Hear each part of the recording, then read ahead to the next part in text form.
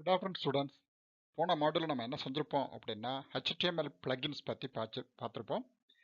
So what are the elements which are use அப்படின்னா object element ஒன்று பார்த்துருப்போம், embed எலிமெண்ட்னு ஒன்று பார்த்துருப்போம் இல்லைங்களா. இந்த ரெண்டுக்கும் என்ன செஞ்சுருப்போம் அப்படின்னு நம்ம வந்து சின்டாக்ஸ் பார்த்துருப்போம். இதை வச்சு என்ன செஞ்சிருப்போம் அப்படின்னா ஒரு ப்ரோக்ராமிங் கோட் வந்து என்ன செஞ்சிருப்போம் பார்த்துருப்போம். அதுக்கப்புறம் என்ன செஞ்சுருப்போம் அப்படின்னா மேத் எம்பல்னா என்ன, அதில் அந்த ஆப்ரேட்டர்ஸ் நம்பர்ஸ் எப்படி ரெப்ரசன்ட் பண்ணுறோம், அதனுடைய அட்வான்டேஜஸ் என்ன அப்படிங்கிறத என்ன செஞ்சுருக்கோம் நம்ம வந்து பார்த்துருக்கோம். சரியா? இந்த மாடலில் நம்ம என்ன செய்ய போகிறோம் அப்படின்னா மைக்ரோ டேட்டா பற்றி கொஞ்சம் தெரிஞ்சுக்க போகிறோம். மைக்ரோ டேட்டானா என்ன அப்படிங்கிறத தெரிஞ்சுக்க போகிறோம். ஸோ என்னென்ன பிளாக் எலிமெண்ட் இருக்குது அப்படிங்கிறத என்ன செய்ய போகிறோம் அப்படின்னா இந்த மாடலில் நம்ம தெரிஞ்சுக்க போகிறோம். So first of all we consider what is meant by a micro data. Micro டேட்டானா என்ன? So micro data gives additional meanings or additional semantics அப்படின்னு கூட என்ன செஞ்சுக்கலாம், நம்ம வந்து இதை வந்து சொல்லிக்கலாம். சரிங்களா? எதுக்கு வந்து சார் அடிஷ்னல் மீனிங் கொடுக்கணும் அப்படின்னா இன் அவர் வெப்பேஜஸில் அடிஷ்னலாக மீனிங் கொடுக்கணும்னா அதுக்கு கொடுக்கக்கூடிய ஒரு ஸ்டாண்டர்ட் வே தான் என்ன சொல்கிறோம் அப்படின்னா மைக்ரோ டேட்டா அப்படின்னு என்ன செய்கிறோம் சொல்கிறோம்.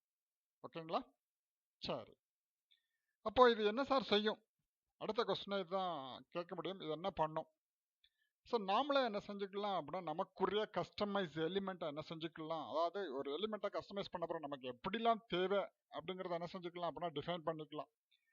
எப்படி சார் பண்ணுறது அப்படின்னா ப்ராப்பர்ட்டி, நம்மளோட வெப் பேஜில் ப்ராப்பர்ட்டி வந்து என்ன செய்யணும் அப்படின்னா மாடிஃபை பண்ணணும். அதுதான் அங்கே கொடுத்துருக்கேன். சரிங்களா? எம்பெட்டிங் கஸ்டம் ப்ராப்பர்ட்டிஸ் அப்படின்னு சொல்லியிருக்கோம். சரியா?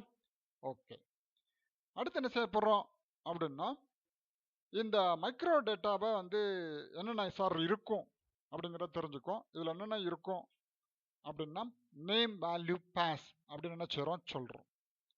நேம் வேல்யூ பாஸ் அப்படின்னு என்ன செய்கிறோம் நம்ம வந்து சொல்கிறோம். சரிங்களா? இந்த நேம் வேல்யூ பாஸில் எதெல்லாம் குரூப் பண்ண முடியும், அந்த குரூப்புக்கு என்ன பேர் சொல்லலாம், அந்த குரூப்பை என்ன சொல்கிறோம் அப்படின்னா ஐட்டம்ஸ்னு சொல்கிறோம். அதாவது குரூப் ஆஃப் நேம் வேல்யூ பாஸ்ன்னு சொல்லியிருக்கேன்.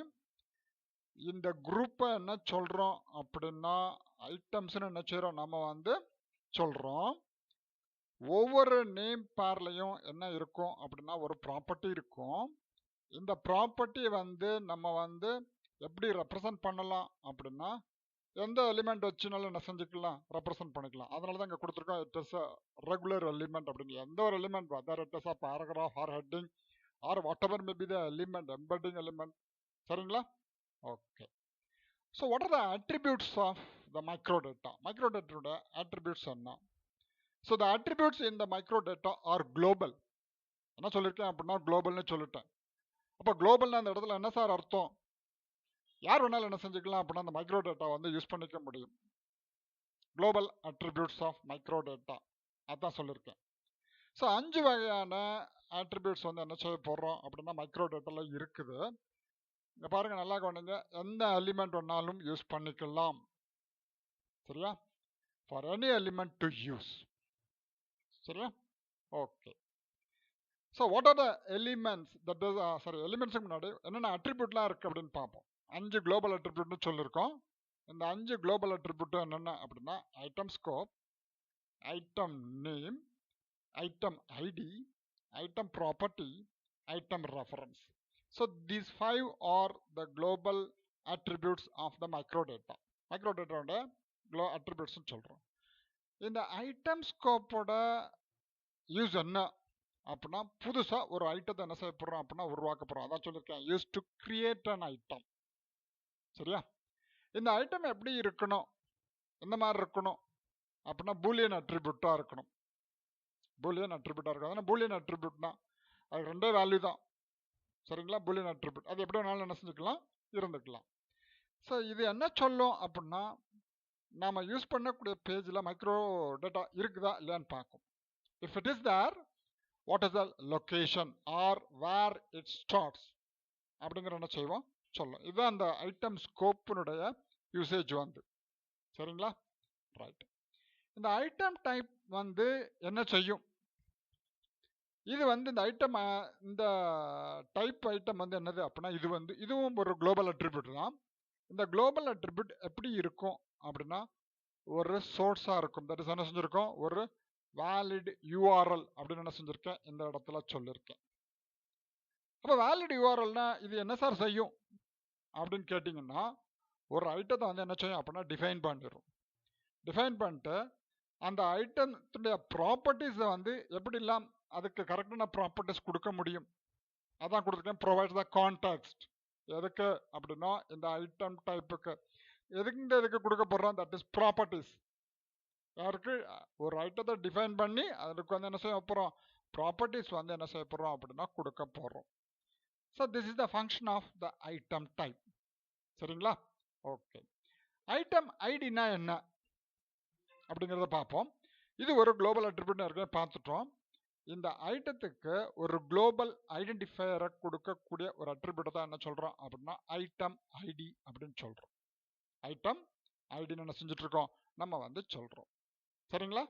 Okay. What is the usage of this item property attribute? So this attribute defines, எதை டிஃபைன் பண்ண போகிறோம் அப்படின்னா நம்ம என்ன ஐட்டம் உருவாக்கியிருக்கோமோ அதுக்கு வந்து என்ன செய்ய போகிறோம் அப்படின்னா ப்ராப்பர்ட்டி கொடுக்க போகிறோம். என்ன செய்ய போகிறோம் அப்படின்னா ப்ராப்பர்ட்டி வந்து டிஃபைன் பண்ண போகிறோம். சரிங்களா? Right. Last global identifier is the item reference.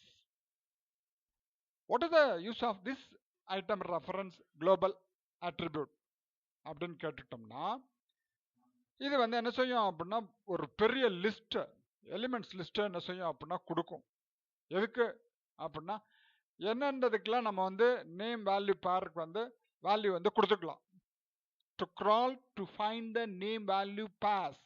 உதாரணமாக என்ன செஞ்சுருப்போம் அப்படின்னா நம்ம வந்து சிஎஸ்எஸ் அடுத்த யூனிட்ல படிக்கும்போது என்ன செய்வோம் அப்படின்னா சிஎஸ்எஸ் மாடலில் நேம் வேல்யூ பேஸ் வந்து என்ன செஞ்சுருப்போம் அப்படின்னா இங்கே வந்து கொடுப்போம்.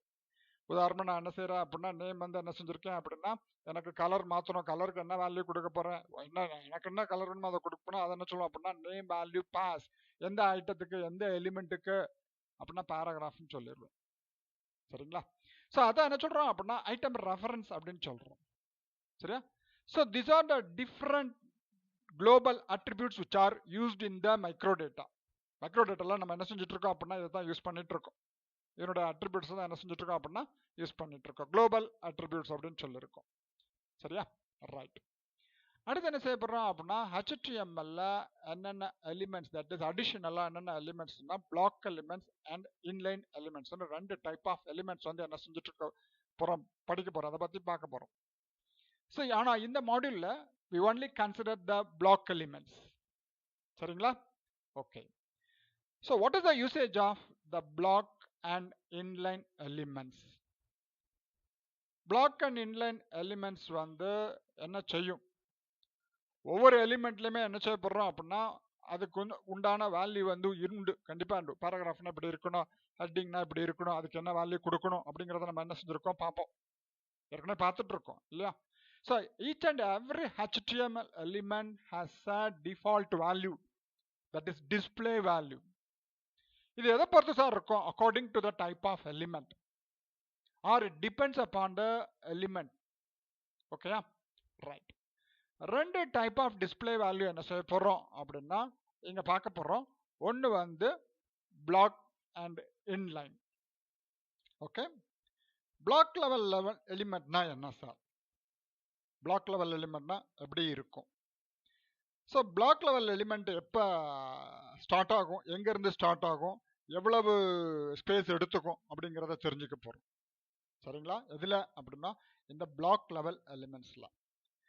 ஸோ இட்ஸ் ஆல்வேஸ் ஸ்டார்ட்ஸ், ஒரு புது லைன்ல இருந்து என்ன செய்யும் அப்படின்னா ஆரம்பிக்கும். எது அப்படின்னா இந்த பிளாக் லெவல் எலிமெண்ட் வந்து it starts on a new line and it takes the entire width.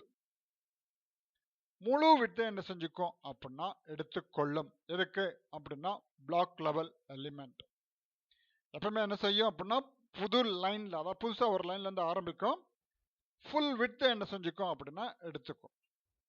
இதில் நம்ம முக்கியமாக பார்க்க போகிறது என்ன அப்படின்னா இந்த div எலிமெண்ட் தான் பிளாக் எலிமெண்ட் பார்க்க போகிறோம்.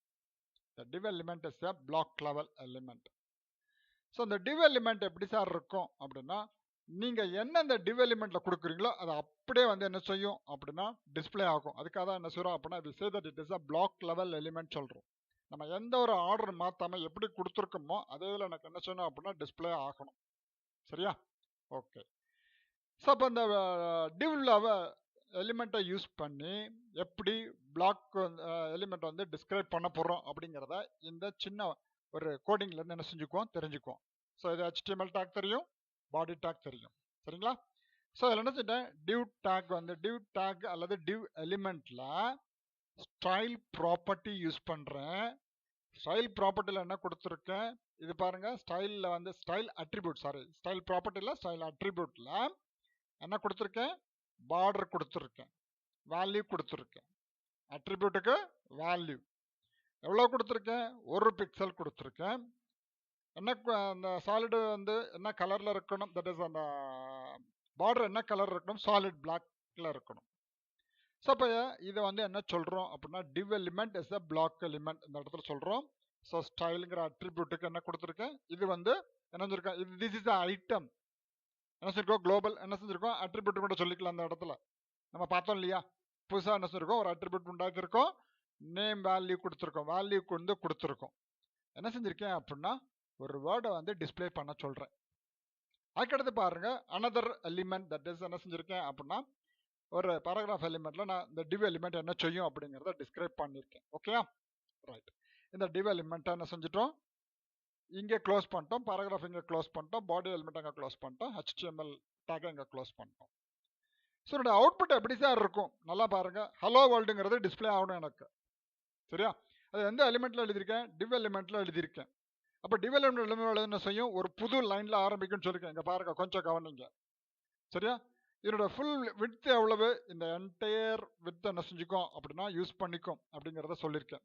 இந்த கேஸில் ஆக்சுவலாக இந்த டிவ் எலிமெண்ட் வந்து வித் வந்து இந்த ஃபுல் எலிமெண்ட்டை என்ன செஞ்சுக்கு, இந்த ஃபுல் வித்தை என்ன செஞ்சுக்குது அப்படின்னா யூஸ் பண்ணிக்குது. என்ன செஞ்சுக்குது, இந்த இடத்துல இந்த கேஸில் இது வந்து டிவ்னு கொடுத்துருக்கேன், இது பேராகிராஃப்னு கொடுத்துருக்கேன். இந்த ஃபுல் எலிமெண்ட்டை என்ன செய்யும், ஃபுல் வித்தையுமே என்ன செஞ்சுக்கும் அப்படின்னா யூஸ் பண்ணிக்கும். என்ன செஞ்சுருக்கோம், இந்த ஹலோ வேர்ல்டை சுற்றி நம்ம வந்து ஒரு பார்டர் போட சொல்லியிருக்கோம். எவ்வளோ பிக்சல் கொடுத்துருக்கோம், 1 பிக்சல்.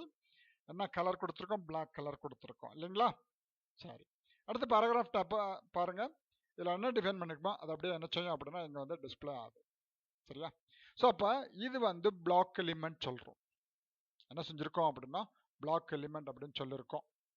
ஸோ அப்போ இது வந்து பேராகிராஃப் எலிமெண்ட் என்ன செஞ்சிருக்கோம், நம்ம வந்து பார்த்துருக்கோம். என்ன எலிமெண்ட் என்ன டிஸ்கிரிப்ஷன் கொடுத்துருக்கோமோ அது வந்து என்ன செய்யும், இங்கே வந்து டிஸ்பிளே ஆகும் அப்படின்னு என்ன செஞ்சிருக்கோம், பார்த்துருக்கோம், சரிங்களா? ஸோ அப்போ இந்த கிளாஸில் நம்ம பார்த்தது என்ன அப்படின்னா, மைக்ரோ டேட்டானா என்ன, அதனோட அட்ரிபியூட்ஸ் என்னென்ன இருக்குது, குளோபல் அட்ரிபியூட்ஸ் ஒவ்வொருத்தையும் எப்படி யூஸ் பண்ணுறோம்.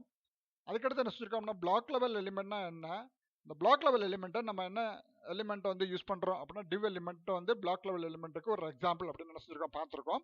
ஒரு சின்ன கோடிங் எழுதியிருக்கோம், அவுட்புட் எப்படி அப்படின்னு என்ன செஞ்சிருக்கோம் இந்த இடத்துல வந்து நம்ம பார்த்துருக்கோம், சரிங்களா? ஸோ அடுத்து வரக்கூடிய மாடியூல் என்ன செய்ய போகிறோம் அப்படின்னா இன்லைன் எலிமெண்ட் பார்ப்போம். அதுக்கடுத்து கிளாஸ் பற்றி பார்ப்போம், கிளாஸ் அட்ரிபியூட் பார்ப்போம், ஐடி பற்றி என்ன செஞ்சுக்குவோம் அடுத்து வரக்கூடிய மாடியூலில் நம்ம வந்து விரிவாக பார்ப்போம். ஓகே, புரியுதா? தேங்க்யூ.